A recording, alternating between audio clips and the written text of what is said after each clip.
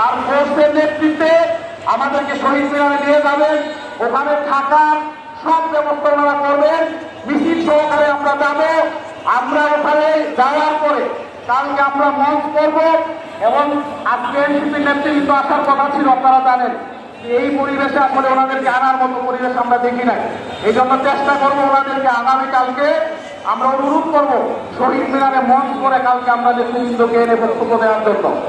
আমরা আশা করি আমাদেরকে আপনারা বিশ্বাস করেন। এই বিশ্বাসের জায়গা থেকে আমাদের তাকে বারবার সাড়া দিয়ে আপনারা এসেছেন। আমরা বিশ্বাস করতে চাই আপনারা আমাদের কথাগুলো আপনারা শুনবেন। আমি আপনাদেরকে এইটুকু বলতে চাই, আল্লাহকে হাজির নাজির রেখে, আল্লাহকে সাক্ষী রেখে শিক্ষক কর্মচারীদের ক্ষতি হয় এমন কোন সিদ্ধান্ত আমার বুকে যদি বুনেতে ধরে আমি নিব না ইনশাআল্লাহ। আমার জুনের নেতৃবৃন্দ যদি বুনেদের স্বার্থ দাঁড় করিয়ে দেন, আপনাদের মাথা বিক্রি করে কোন রকমের স্বার্থ হাসিল করবে না ইনশাআল্লাহ, আমার এই বিশ্বাস আছে। এই জন্য আপনাদেরকে অনুরোধ করব, আপনারা কোনো বিশৃঙ্খল পরিবেশ তৈরি করবেন না। আমরা মিছিল নিয়ে শান্তিপূর্ণভাবে আমরা শহীদ মিনারে চলে যাব। ওখান থেকে আমরা বিভিন্ন ভেরিয়েটি কর্মসূচি দিব এবং আলোচনা চালাবো।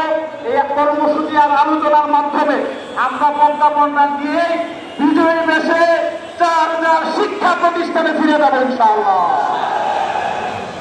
এবং আগামী কালকের মধ্যে যদি প্রজ্ঞাপন না হয়, আগামী মঙ্গলবার থেকে সারা বাংলাদেশের সকল এমপিভুক্ত শিক্ষা প্রতিষ্ঠানের একেবারে লাগাতার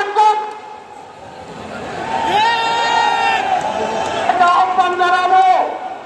সকল শ্রেণী